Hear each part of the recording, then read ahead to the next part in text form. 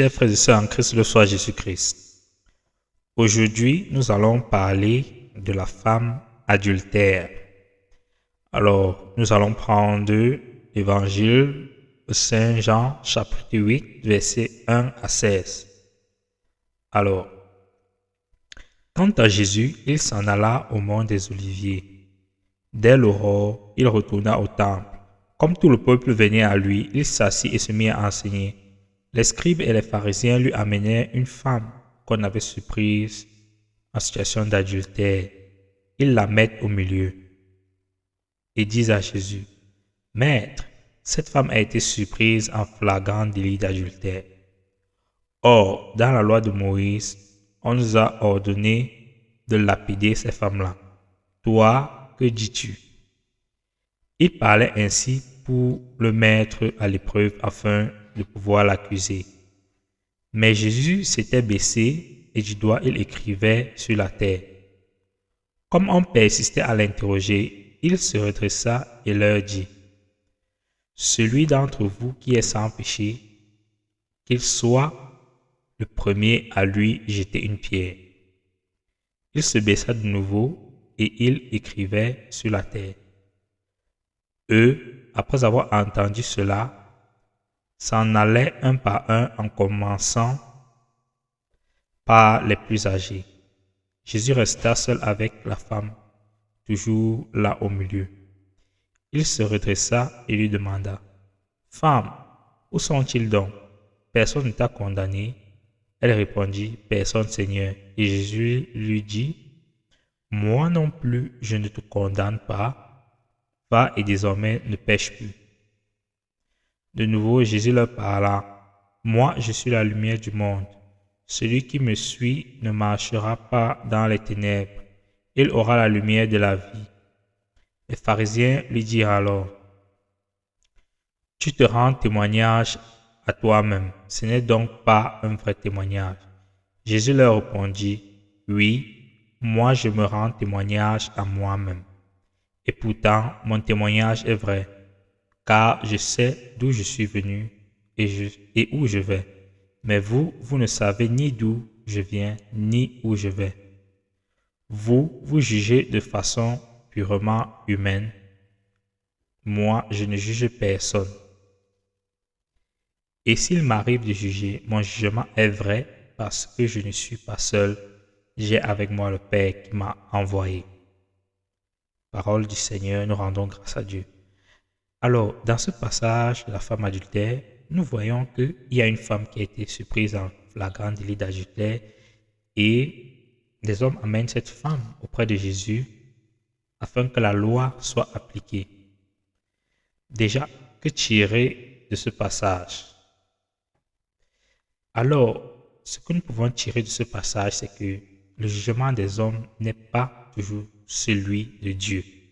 Premièrement, Jésus leur dit que celui d'entre vous qui n'a jamais péché, il jette la première pierre. Qui est sans péché, il jette la première pierre. Cela veut tout simplement dire que nous, les humains, nous avons tendance à ne pas voir nos propres fautes, mais plutôt à rejeter, à afficher les fautes des autres et à vouloir les condamner pour cela, alors que nous avons nos propres fautes. Ce que Jésus voulait expliquer dans ce passage. Et aussi, nous voyons que le jugement unique revient à Dieu. Le jugement unique revient à Dieu. Puisque Jésus leur dit, vous jugez de façon purement humaine, moi je ne juge personne. Ça ne veut pas dire qu'il n'y a pas un jugement, mais le jugement de Dieu n'est pas celui des hommes. Donc, il faudrait que nous, en tant que chrétiens, nous arrêtions de condamner les autres pour leurs propres fautes, sans voir les nôtres. Et aussi, il faut que nous arrêtions de les juger, sachant que le jugement vient de Dieu. Et seul Dieu sait le jugement qui réserve à tout un chacun. Autre chose à retenir de ce passage, c'est que, quelles que soient tes fautes, Dieu veut ta conversion. Car Dieu ne veut pas la mort de l'homme, mais sa conversion. Cette femme avait péché et la loi la condamnait, mais Dieu ne l'a pas condamnée. Il a accordé la miséricorde en disant « Va et ne pêche plus ». Cela doit aussi nous interpeller, nous en tant que chrétiens. Comment agir envers ceux qui nous ont offensés, qui nous ont blessés.